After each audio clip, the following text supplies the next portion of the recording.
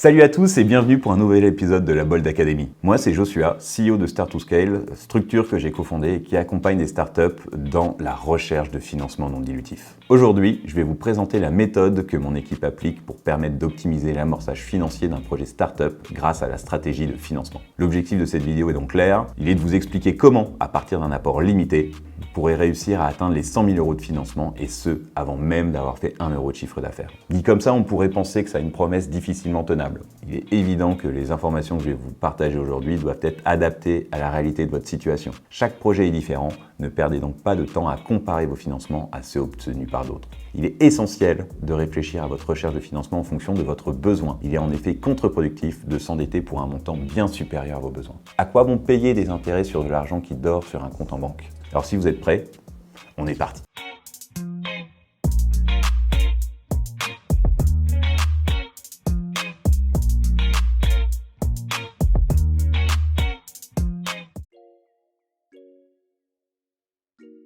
Définir votre besoin, c'est la base de vos recherches. En effet, comment être crédible devant un financier sans avoir une vision claire de l'enveloppe que vous allez lui demander? Pour ça, il vous faut un business plan, ou PNL, qui vous permettra de construire vos prévisions financières en termes de chiffre d'affaires et de charges. Ce document, sur Excel si possible, doit faire apparaître un compte de résultat annuel sur 3 ans minimum. Il doit montrer les clés de calcul de chiffre d'affaires ainsi qu'un plan de trésorerie sur 36 mois. C'est ce plan de trésorerie qui va te permettre d'estimer ton besoin. Le besoin correspond au montant minimum de financement qui te permet de garder une trésorerie positive sur la durée. Je sais que les chiffres peuvent faire peur à certains, mais n'oubliez pas que plus vous serez à l'aise avec vos chiffres, plus vous serez convaincant auprès de financeurs ou d'investisseurs. Ce travail est tout aussi important que votre image de marque ou votre product market fit. La décision de financement est toujours plus simple si quelqu'un vous a déjà accordé sa confiance. Dans le cas d'une startup, ce quelqu'un, c'est BPI France. En effet, quasiment 100% des projets innovants sont accompagnés par BPI et il est essentiel de créer du lien avec cette institution dès le début de votre activité. Et au passage, de récupérer 30 000 € de subvention. PIA, Bourse French Tech, Aide au financement de l'innovation, InnovUp, tous ces dispositifs sont quasiment identiques et fonctionnent de la même façon. Un apport limité, entre 15 et 30 000 € pour une subvention allant jusqu'à 30 000 € libérée en 2 temps. Cette subvention ne finance que les dépenses en lien avec de la R&D, donc du développement informatique, des études de marché, du travail graphique ou d'identité de marque. Tout ça rentrera dans les dépenses exigibles. Faites juste attention à ne pas fournir un plan de financement intégrant de l'achat de matériel ou du stock. Tu risques de voir le montant de cette subvention limité par manque de dépenses éligibles. Cette demande doit être envoyée chez BPI rapidement. En effet, seules les dépenses ultérieures à la date de dépôt de dossier seront prises en compte. En complément, BPI reçoit des dizaines de milliers de dossiers tous les ans. À vous de montrer que votre projet est assez innovant et différenciant pour capter leur attention. Soyez inventif, mais restez concret. Pas besoin de machine learning, de NFT ou de métaverse pour qu'un projet soit jugé innovant. Vous pouvez vous faire accompagner pour le montage du dossier, mais il ne nécessite pas de compétences particulières.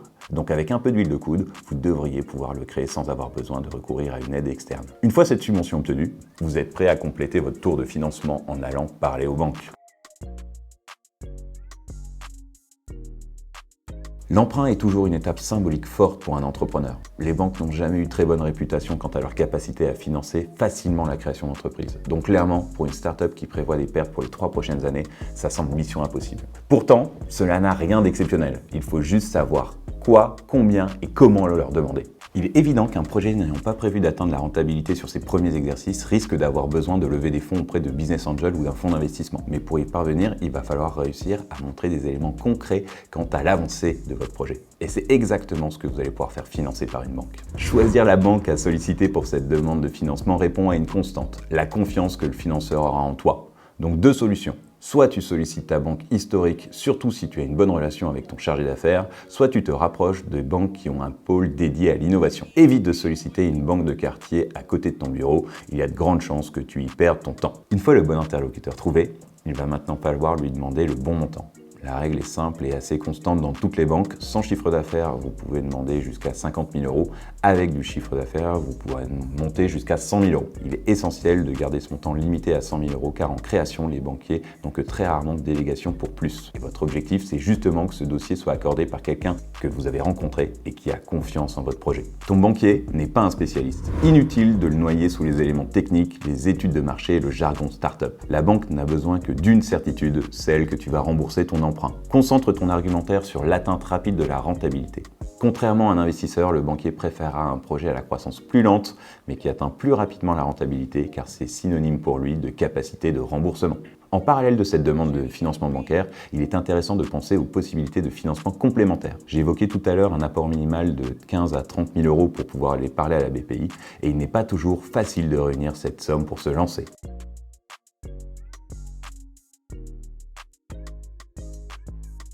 Chez Start2Scale, on recommande l'utilisation de deux mécanismes spécifiques qui viendront consolider vos financements initiaux. Le premier, en lien direct avec le financement bancaire, c'est le prêt d'honneur. Plusieurs organismes existent pour financer des projets en création, je pense au Réseau Entreprendre ou à Initiative France. On l'appelle prêt d'honneur car c'est un prêt contracté à titre personnel qui sera réinjecté dans ton entreprise, avec engagement sur l'honneur à le rembourser. Ce dispositif est donc une aubaine pour les porteurs de projets ayant peu d'apports. C'est aussi moins risqué que d'aller contracter un prêt à la consommation chez un financeur classique. Le prêt d'honneur peut te permettre d'aller chercher entre 5 et 20 000 euros complémentaires par associé et par projet. Le déblocage d'un prêt d'honneur est d'ailleurs souvent lié à un accord de crédit bancaire. Les démarches sont donc souvent faites en parallèle du financement bancaire. Fais ta demande de prêt d'honneur avant de solliciter les banques. En effet, il est vraiment plus simple d'arriver en banque avec un prêt d'honneur déjà accordé. Cela viendra augmenter la confiance du banquier dans ta capacité à faire financer ton projet sur la durée et augmentera ta trésorerie initiale. L'autre solution, moins usitée mais très efficace, c'est le crowdfunding.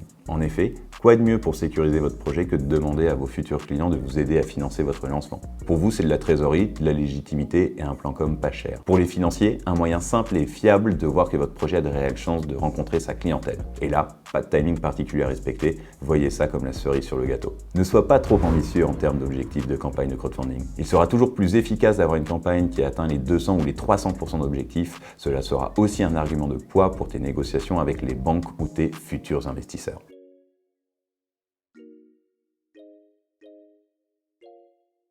BPI vous a donné 30 000 euros, vous avez sollicité un prêt d'honneur couplé à un prêt bancaire pour un montant global de 70 000 euros et vous avez lancé une campagne de crowdfunding qui a su trouver son public et qui vous a permis de faire 20 000 euros de précommande. Vous avez réussi le financement de votre amorçage, félicitations! Pourtant, ce n'est que le début. Rappelez-vous, j'ai évoqué qu'il vous fallait trouver des solutions pour garder un plan de trésorerie positif sur la durée. Et pour ça, ces 120 000 euros ne suffiront pas. Pourtant, grâce au travail effectué, vous vous êtes déjà acheté du temps pour attaquer votre prochain objectif, lever des fonds. Il est essentiel d'anticiper au maximum cette première levée de fonds, car elle prendra du temps et nécessitera un investissement total de votre part. Mon conseil est donc de limiter au maximum vos charges tout en faisant du chiffre d'affaires votre objectif numéro 1. En effet, c'est ce que voudront voir vos investisseurs et vous avez maintenant assez de trésorerie pour atteindre cet objectif et lever dans de bonnes conditions. N'oubliez pas, c'est à vous de savoir combien vous voulez. Il est évident qu'une levée de 500 000 euros bien structurée sera bien plus utile qu'une levée supérieure que vous avez mal anticipée. D'autant plus que cette levée pourrait être couplée à du non dilutif. C'est d'ailleurs un sujet que j'évoque dans une autre vidéo de la Bold Academy. Nous arrivons à la fin de cette vidéo. J'espère qu'elle saura vous aider à lancer votre projet dans de bonnes conditions. Dans tous les cas, les experts de Bold et de Start2Scale restent disponibles pour répondre à vos interrogations. Être entrepreneur, c'est une aventure qui se vit à plusieurs et nous serons là pour vous aider à vous lancer dans les meilleures conditions. Merci encore à Bold pour leur confiance, c'est un plaisir de participer à la Bold Academy et j'espère vous revoir bientôt dans une prochaine vidéo. D'ici là, n'hésitez pas à vous abonner pour plus de tips en lien avec votre aventure entrepreneuriale. Continuez à innover et à très vite.